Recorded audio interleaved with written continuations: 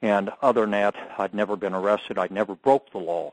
I did not know who I was married into or what family I was married into, because during the relationship with my ex-wife, I call her the witch doctor, her parents she had nothing to do with. Each time she got married, she cut her parents off, and as soon as she got in the hot seat, she was back in a relationship with her parents. And as soon as she got married again, she pulled away from her parents. It was a deal with her mental condition and pulling away from the satanic family. But so, in other words, this family never really involved themselves every time she married someone. They stayed out of her life. She wanted them out of her life. Apparently, she was running from it. And the reason for it is that, and I'll get into it, I think, here in a minute. I can get in more, but I found out years later in 1995 that her father was involved with George Herbert Walker Bush in human sacrifices with other Knights Templar bankers called the Illuminati, the Council of 13. He actually served on the council several times. He was business partners with Henry Kissinger, George Herbert Walker Bush, George W. Bush. Neil Bush worked at his savings and loan called Silverado in Denver that collapsed, and Jeb Bush was also a business partner with him. He was one of these Templar bankers that are in control of the world finance, central bank basically. And I had no idea who I'd married into. I did not know that they take their children, have pre-ritual parties such as he was having in Denver, Colorado. I released a report out onto the internet and did several radio shows about what I had discovered. It took me from 1995 to 2001 to find out that these pre-ritual parties, they take their infant kids, their children, they molest them, they sodomize them, they pass them around to their other psychotic nutcase partners and Knights Templar bankers, and this is what goes on. Now, you ever heard of Anton LaVey, the Church of Satan in America, that formed it out of San Diego?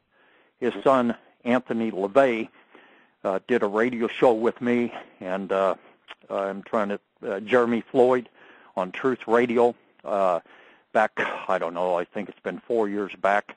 I have that link up on my website under Satanism. People should go in and listen to the hour interview. In that interview, Anthony talks about being locked in my former in-laws' basement, or it wasn't a basement, it was a tunnel underneath his house, a Frank Lloyd Wright-built house at number 1 Eudora in Denver, Colorado, and how they were locked in there on one time because they weren't good boys.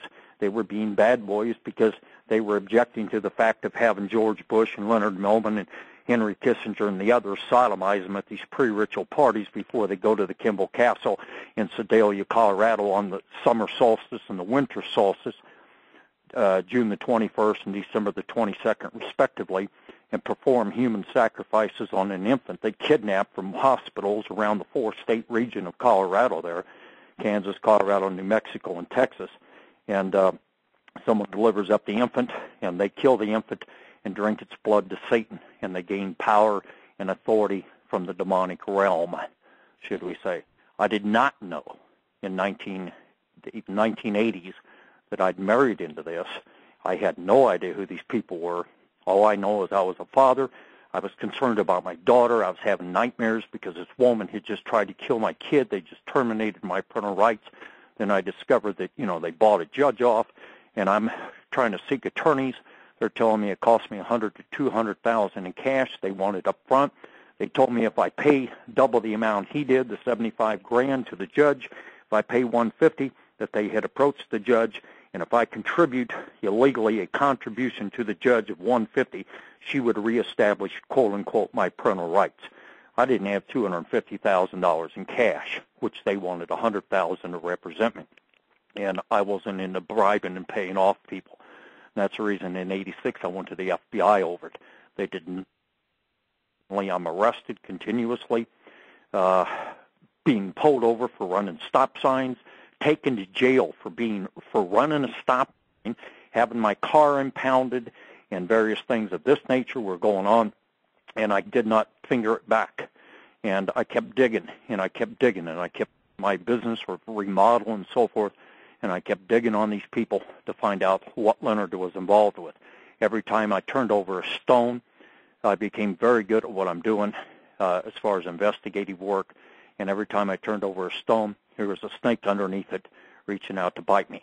And by 1989, I'd found out they were robbing HUD, and so I was credited, and you can go to my internet site, stewwebb.com, look under Stew Webb info, or the top left side of the column of stewwebb.com, and you can see a letter from the House Appropriations Committee on HUD thanking me for my involvement in the HUD scandal.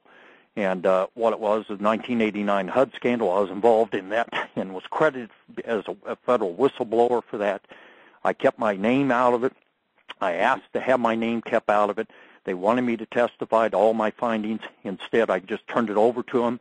And career employees at HUD, where I'd gone to at the IG's office at the time before it was controlled, were the ones that actually created or, made the hearings happen. And they drugged my former father-in-law's business partners, Deborah Gordine, the ones at HUD at the time, Philip Wynn, who was convicted, who was involved in the latest fiasco involving the bailout at MDC. He was convicted, sentenced to be put in jail for about 5 years. They delayed the sentence, and Bill Clinton gave him a presidential pardon some 10 years later after Sherman Silver, the judge in Denver, just sat on the case, put it under seal. The guy never went to jail. Typical cover-up crap. But I got him convicted. Then it rolled in from the HUD deal. Some of the girls up there in the committee was telling me that Peter Bruton, who wrote the book The Mafia, C.I. and George Bush, of which I contributed to and asked for my name not to be put in there. But if you look at the contributor, Margie Sloan, she was the one that was the main researcher for Pete Bruton in that book. They asked me if I wanted my name in. I did not. I was hearing this guy was a mob don and all this other, and did not know that he was a Templar banker, didn't even understand anything about it. But I contributed to that book. Margie ended up helping me. Time Magazine, I got involved with Jonathan Beatty that wrote The Outlaw Bank. It was a spin-out of Silverado. He did stories for me. They're up there under Savings and Loan. It was in 1990, and as a result, we got the hearings on Silverado. And then Dick Young, who was a former admiral, an attorney in Denver, Colorado, who was finding all this massive fraud, was told by Beatty, I want to talk to this guy. I've heard the rumor this guy, Stew Webb, Millman's ex-son-in-law, has tons of stuff. And we started joining forces. It turned out to be that they were robbing on the Denver airport, a $1.5 billion airport, ended up over $16 billion in ripoff with a secret underground facility built, connecting all those tunnels from Buckley Air Force Base into the Argyle Tunnel, which the Western White House is in, and the secret underground facility that goes to the center of the earth. That became a scandal with hearings. So we had HUD, Silverado, the Denver airport, and what was called the Keating Five, which encompassed John McCain and the bribes and payoffs and so forth that went on. And Keating was laundering the money out of, from Lincoln Savings into Silverado and the BCCI, and that's where Jonathan Beatty ended up doing this whole series of stories. Why I'm hiding from the FBI at that point. They issued warrants for my arrest, realized it was me. They tried to kill me. I was working with about 50 different reporters at the time, and I believe it was about 200 stories were written as a result of me during about that 4-year period of time, 3-year period of time.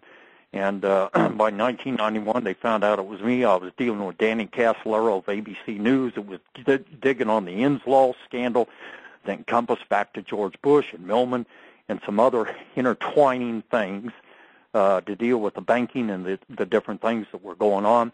They killed him 2 days after they tried to kill me in July of 1991, blowing out my tires on the freeway crossing the Missouri River in Kansas City, Missouri, just south of Worlds of Fun.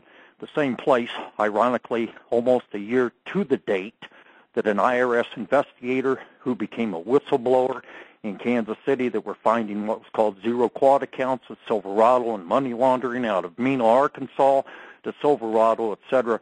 An IRS agent, investigator, they did the same identical thing to her, caps on the tires, blow the tires out, the tire the car flips,